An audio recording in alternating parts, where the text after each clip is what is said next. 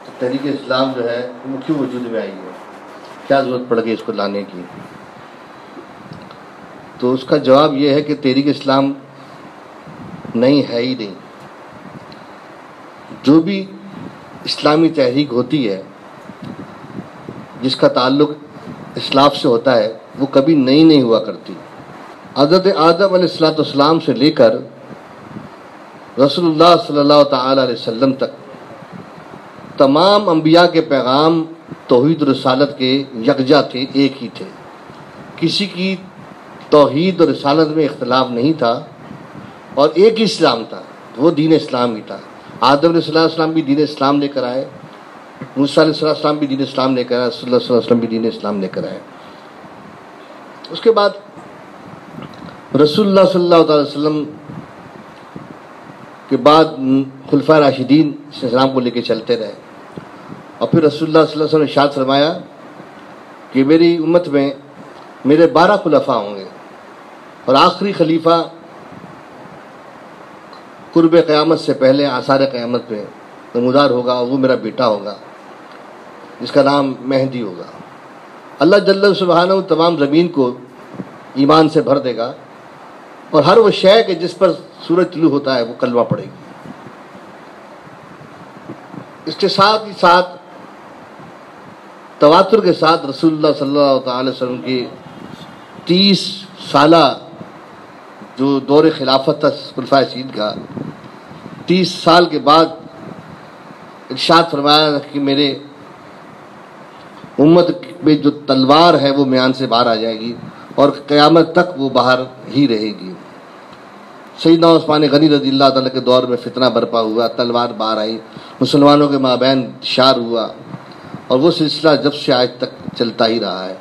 لیکن ساتھ ہی ساتھ مشیت کا حصہ ہے کہ اللہ جل سبحانہ جو ہے اس کے تدارک کے لیے بھی اپنے اولیاء کرام کو بھیجتا ہے۔ پہلے ظلم کے تدارک کے لیے انبیاء علیہ السلام آتے تھے، انبیاء کے بعد جو ہے اللہ تبارک و تعالیٰ نے اپنے اولیاء کرام کو، علماء کو اس کے تدارک کے لیے بھیجا۔ طویل گفتگو ہو جائے گی کہ فتنے آتے رہے جاتے رہے، آپ نے بھی سنے ہوں گے، اور فتنوں کا تدارک بھی ہوتا رہا۔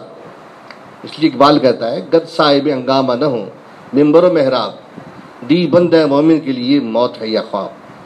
اگر یہ ہنگامے نہ ہوتے رہیں، یہ اونچ نیچ نہ ہوتی رہے، یہ انقلاب نہ آتے رہیں، ظلم نہ ہو، انقلاب نہ آئے، تو پھر دین کیا بن جائے؟ ایک خواب بن جائے، خواب دکھاتا یا مر جائے، لیکن پرانی ہو کر لوگ بھول جائیں۔ لہذا یہ تردد، یہ ہنگامے، یہ ولولے، یہ ہیجان، یہ نظریات، یہ ان کی اچھل کود، تغیرات، ظالم کا آنا، مظلوم کا پسنا، پھر نجات دینے والے کا کھڑا ہونا، یہ ایک قدیم روش ہے مشیت کی جو چلی آ رہی ہے۔ ہر فرعون کے لیے ایک موسیٰ کھڑا کر دیا جاتا ہے، ہر ابو جہل کے لیے ایک پیارا محمد صلی اللہ علیہ وسلم تشریف لے آتے ہیں، ہر سومناتھ کے لیے ایک محمود کھڑا ہوتا ہے، ایک ہندوستان کے لیے ہونے والے ظلم کے لیے شہاب الدین غوری کھڑا نہ ہوتا ہے، کفر کو زیر کرنے کے لیے خواجہ معین الدین چشتی آ جاتے ہیں رضی اللہ تعالیٰ عنہ، غوث اعظم تشریف لے آتے ہیں، صلاح النبی۔ یہ تو اب طویل بات ہے، میں اب مختصر بات کرنا چاہتا ہوں۔ اب بھی وہ دور آ چکا کہ جس کا تدارک کرنا ایمان والوں پر لازم ہو چکا ہے، اور وہ دور کیا ہے؟ وہ دور ہے دجالیت کا دور۔ کس کا دور ہے؟ دجالیت کا دور نزول ہو چکا، آثار نمودار ہو چکے ہیں۔ ایک بات میں آپ کو اور واضح کر دوں کہ آثار، قرب اور نزول، یہ 3 باتیں ہیں قیامت کی۔ آثار قیامت، قرب قیامت اور نزول قیامت۔ لوگ سمجھتے ہیں کہ یہ طویل عرصہ ہوگا نزول قیامت کا یا قرب قیامت کا۔ یاد رکھیے آثار کا عرصہ جو ہوتا ہے وہ طویل ہوتا ہے۔ جیسے مثال کے طور پہ کسی شخص کو مرض اندر سے لاحق ہو گیا ہے، اندر سے اس کو ٹی بی ہو گئی ہے، اور کافی عرصے سے وہ کھانس رہا ہے، 2 3 4 5 سال گزر گئے، وہ کھانس رہا ہے۔ 5 سال کے بعد پتہ چلا کہ اس کو ٹی بی جب شدت اختیار کری تو پتہ چلا اب ٹی بی ہو گئی ہے، اور پھر علاج شروع ہوا, علاج ممکن نہ ہوا تو پتہ اب مر گیا. تو 3 اسٹیپ سے علامت کے, مرض کے اور موت کے. تو سب سے لمبا پیریڈ کون سا ہے؟ آثار کا, جو دریافت سے پہلے ہوا. اور قرب کا علاج کا پیریڈ وہ اس سے چھوٹا ہے, اور موت کا پیریڈ بہت مختصر ہے.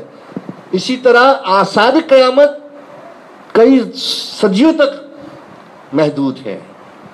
آثار قیامت کئی صدیوں تک, اور قرب قیامت چند اشروں پر. قرب قیامت چند اشروں پر, اور نزول قیامت چند لمحوں پر ہے. نزول قیامت چند لمحوں پر ہے. تو آثار قیامت شروع ہو چکے ہیں, اور تیزی سے تغیر آ رہا ہے. اور اب اس بات کی ضرورت ہے کہ عدل فاروقی کو دوبارہ رائج کیا جائے, اس کے لیے کھڑا ہوا جائے. اب ایک بہت بڑی غلطی لوگوں کے ذہنوں میں یہ غلط نام ہے کہ لوگ سمجھتے ہیں کہ اسلام کی حکومت آئے گی اگر, تو اس میں سربراہ جو ہوگا وہ حاکم ہوگا, اور وہ کوئی نظام لے کے آئے گا, کوئی نظریہ لے کے آئے گا. یہ غلط العام ہے. اللہ تبارک و تعالی نے نظام اسلام کو اپنے نبی کے ذریعے اتار کر مکمل کر دیا. الیوم اکملت لکم دینکم واتممت علیکم.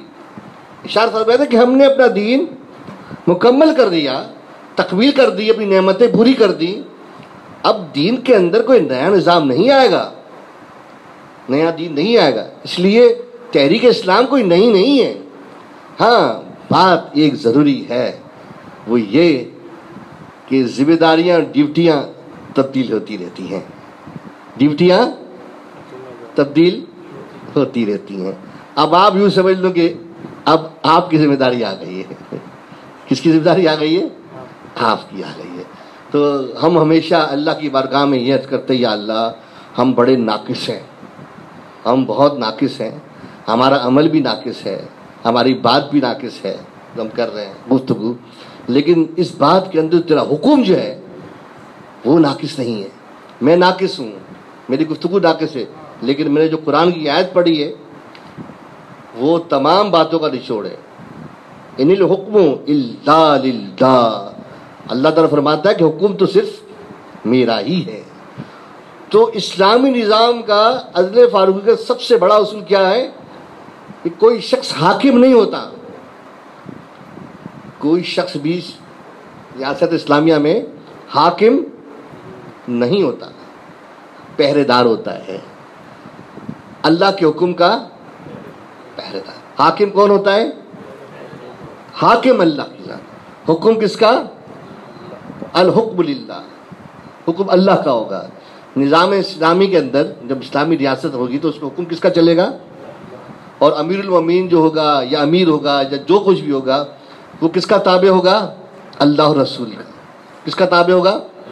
اور اپنی طرف سے کوئی بات نہیں کرے گا, اور کوئی کام ایسا نہیں کرے گا کہ جس سے ثواب نہ ہو. کوئی ایسا کام نہیں کرے گا جس میں ثواب نہ ہو. تو اب یہ ذمہ داریاں تبدیل ہونے کا وقت آتا رہ رہا ہے. بزرگ جاتے ہیں, نئے آتے ہیں.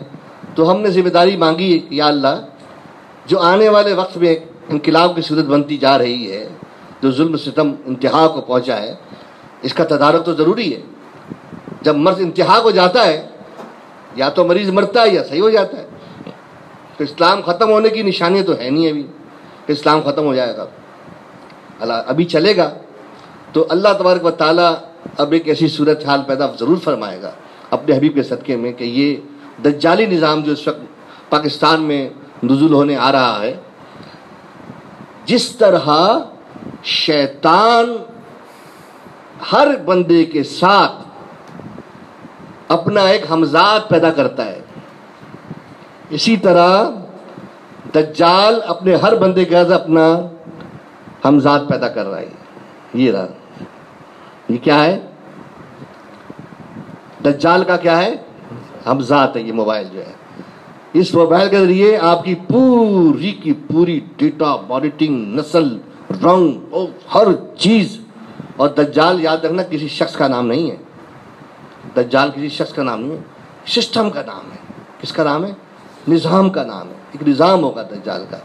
تو اب یہ کہ اس کی طاقت، تو میں نے اپنے حاجی اویس صاحب سے کہا کہ بھائی بات یہ کہ 3 باتیں رکھی ہیں، ہم جو اب یہ تحریک اسلام میں کام کر رہے ہیں بے وقت تو نہیں ہے نا، اس کا وقت آ چکا ہے، بے جا بھی نہیں ہے، بیکار بھی نہیں ہے، نہ بے جا ہے نہ بے وقت ہے۔